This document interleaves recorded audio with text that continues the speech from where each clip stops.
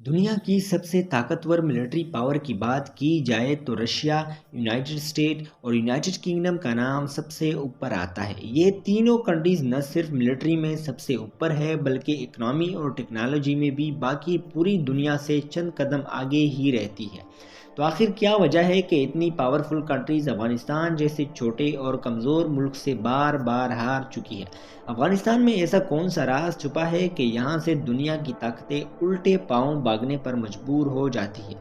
और सबसे बढ़कर ये कि रशिया, यूनाइटेड स्टेट और ब्रिटेन का इस बंजर ज़मीन में क्या इंटरेस्ट था? मोटिवेट मी की वीडियोस में एक बार फिर से खुशामदीद।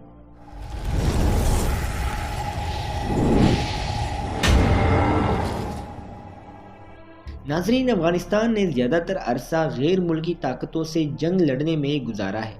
यहाँ पर कब्ज़ा जमाने की हिस्ट्री को देखा जाए तो 2500 साल पहले 522 बीसी में पर्शियंस ने इस जगह पर हमला किया था, लेकिन उनका कब्ज़ा 2 सालों से ज़्यादा न चल सका। इसके बाद 331 बीसी में अलेक्जेंडर ने आधी से ज़्यादा दुनिया पर कब्ज़ा किया था। उसने भी अफगानिस्तान पर हमला किया, लेकिन वो भी 7 सालों से ज़्यादा यहाँ अपनी हुकूमत न जमा सका। मंगोल एम्पायर, सिख एम्पायर और मुग़ल एम्पायर ने भी इस जगह पर अलग अलग वक्तों में हमला किया, लेकिन सिर्फ मंगोल यहाँ 2 साल टिके, जबकि मुग़ल और सिख एम्पायर ने 1 साल के अंदर अंदर यहाँ से हाथ निकाल लिया। जब ब्रिटिश ने सब कॉन्टिनेंट पर कब्ज़ा शुरू किया तो आज के म्यांमार से लेकर बांग्लादेश, इंडिया और पाकिस्तान तक सारा का सारा एरिया ब्रिटिश आर्मी के कंट्रोल में था। अफगानिस्तान में उन्होंने 3 मरतबा कब्ज़ा जमाने की कोशिश की, लेकिन बदकिस्मती से एक मरतबा भी कामयाबी न मिल सकी। 1979 में सोवियत यूनियन यानी आज के रशिया ने भी अफगानिस्तान पर कब्ज़ा करने की कोशिश की। 9 सालों तक अफगानिस्तान में जंग लड़ने के बाद रशिया को भी यहाँ से अपने ट्रूप निकालने पड़े। इसी दौरान सोवियत यूनियन और अमेरिका के दौरान सिविल वार चल रही थी और अफगानिस्तान की तरफ से हार मिलने पर पूरी दुनिया में सोवियत यूनियन का इंप्रेशन बहुत नेगेटिव गया।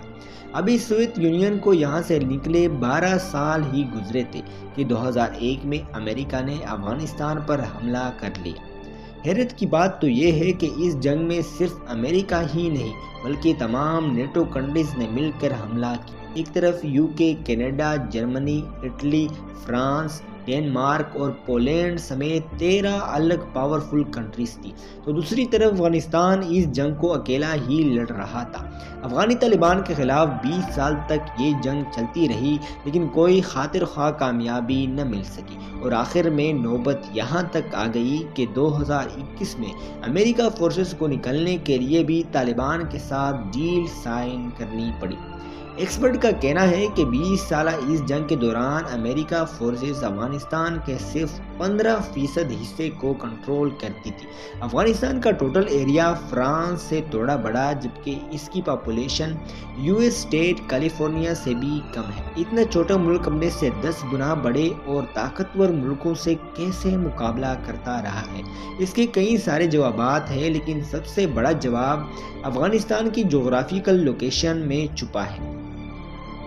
अफगानिस्तान कई अलग अलग कबीलों में बटा हुआ है, जिसमें उज़्बेक, ताजिक और पश्तून शामिल है। इसका पूरा बॉर्डर खुद अफगानिस्तान ने नहीं बल्कि गैर मुल्की ताकतों ने आज से 120 साल पहले बनाया था।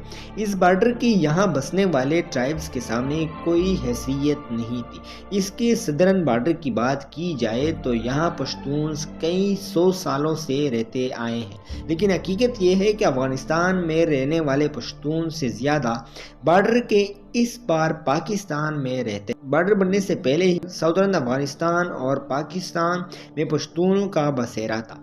इन पश्तूनों की आधी फैमिली पाकिस्तान में तो आधी फैमिली अफगानिस्तान में रहती थी। लिहाजा जब ब्रिटिश एम्पायर ने यहाँ का बॉर्डर डिफाइन किया तो इसकी इन पश्तून के सामने कोई ख़ास अहमियत नहीं थी, क्योंकि ये बॉर्डर महज एक इमेजिनरी लाइन के जैसा था, जिसे बॉर्डर डिफाइन होने से पहले वो लोग एक दूसरे से मिलने जाया करते थे, वैसे ही बॉर्डर के बाद भी जाया करते थे, क्योंकि इस बॉर्डर का ज़्यादातर हिस्सा इंतहाई ऊंची पहाड़ियों से गुजरता था।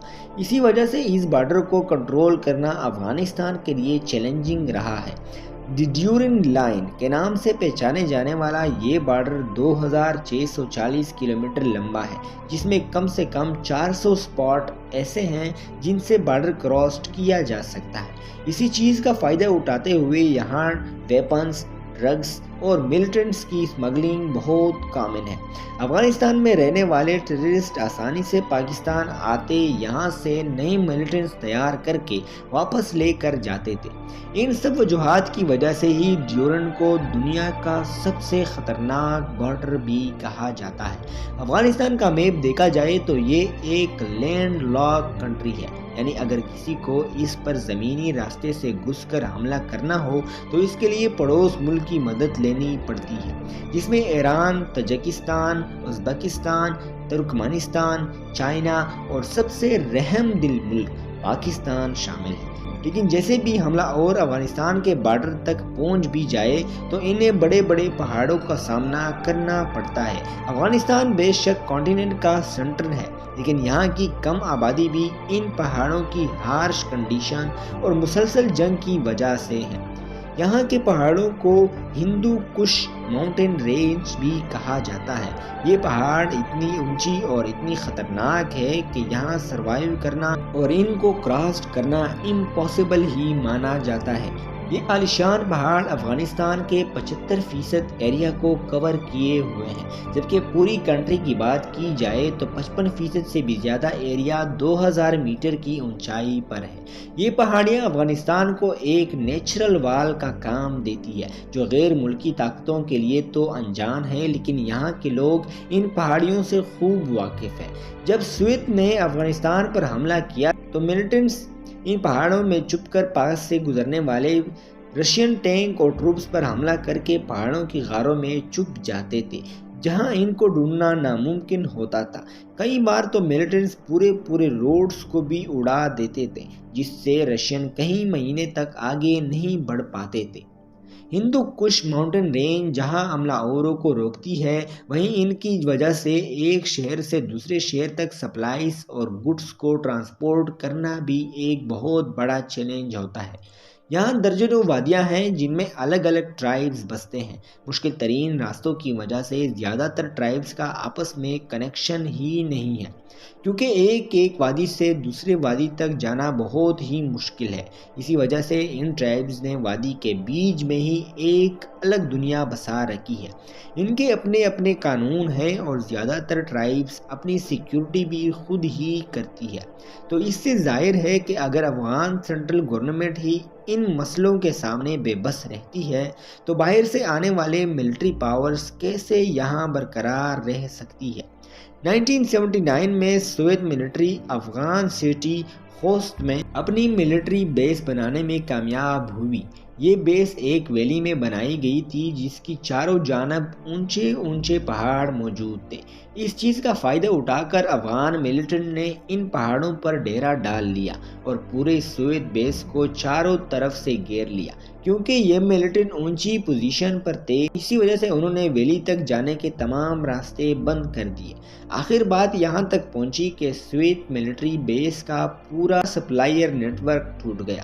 افغانی ملٹنٹ کی یہ کارکردگی صرف سوویت یونین کو ہی بنانے میں کامیاب نہیں تھی۔ 2001 میں جب امریکہ نے یہاں قبضہ کرنے کی کوشش کی تو تمام نیٹو کنٹریز کی ٹوٹل 1,35,000 فورس کو افغانستان بائی ایئر بھیجا گیا، لیکن اتنی زیادہ فورس کے لیے ریگولر سپلائی، ٹینکس، ایمونیشنز اور ٹرکس کو خیبر پاس کے ذریعے بھیجا جاتا تھا۔ افغان ملٹنٹ کو اچھی طرح معلوم تھا کہ یو ایس کے لیے خیبر پاس کتنا امپورٹنٹ تھا، اسی وجہ سے وہ پہاڑوں پر رہ کر ٹرکس پر حملہ کرنے کا کوئی موقع نہیں چھوڑتے تھے۔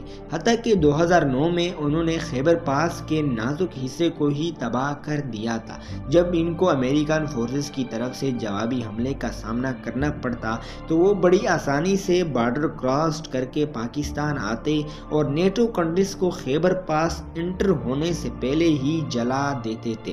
نیٹو فورسز نے افغانستان میں ٹیررسٹ کو ختم کرنے کے لیے افغانستان گورنمنٹ کی مدد بھی لی اور وہاں کے کئی لوکل کو بھی اس جنگ میں حصہ دار بنایا۔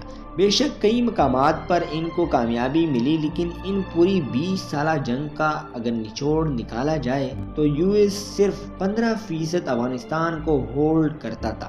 ایک اندازے کے مطابق یو ایس نے افغانستان ملٹری آپریشن میں ٹوٹل $2.3 ٹریلین بہا دیے، یعنی صرف ایک دن میں امریکہ اپنی فورسز پر $300 ملین خرچ کرتا تھا۔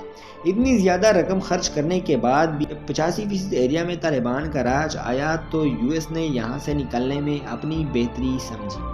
یہ بات تو ہم سب کو سمجھ آ گئی کہ افغانستان کی سیکریٹ پہاڑیاں، اس میں ڈینجرس غاریں اور ٹرائبلز ایریاز کی وجہ سے ہی غیر ملکی طاقتیں زیادہ دیر تک نہیں ٹک سکتی۔ لیکن آخر گھوم پھر کر ہر کوئی افغانستان کو ہی کنٹرول کیوں کرنا چاہتا ہے؟ اس بات کا جواب بھی ہمیں افغانستان کی جغرافیکل لوکیشن سے ہی ملتا ہے۔ یہ ایشیا کا سینٹر ہے، اس کو ہارٹ آف ایشیا بھی کہا جاتا ہے۔ سینٹرل ایشیا ساؤتھ ایسٹ میں کنیکٹیویٹی بنائے رکھنے کے لیے بہت ضروری ہے کہ افغانستان کے معاملات کنٹرول میں ہو۔ اب ظاہر ہے جو بھی افغانستان کو کنٹرول کرے گا وہ اس ریجن کی تمام کنٹریز کے لیے بہت خاص بھی ہوگا۔ یہی وجہ ہے کہ جب بھی کوئی پاور افغانستان میں اپنا راج بنانا چاہتی ہے تو دوسری پاور یہاں ملیٹنٹس کو فنڈ کر کے ان کی پاور کو کمزور کر دیتی ہے۔ امید ہے موٹیویٹ می کہ یہ انفارمیٹیو ویڈیو بھی آپ لوگ بھرپور لائک اور شیئر کریں گے۔ ملتے ہیں اگلی شاندار ویڈیو میں، تب تک اللہ حافظ۔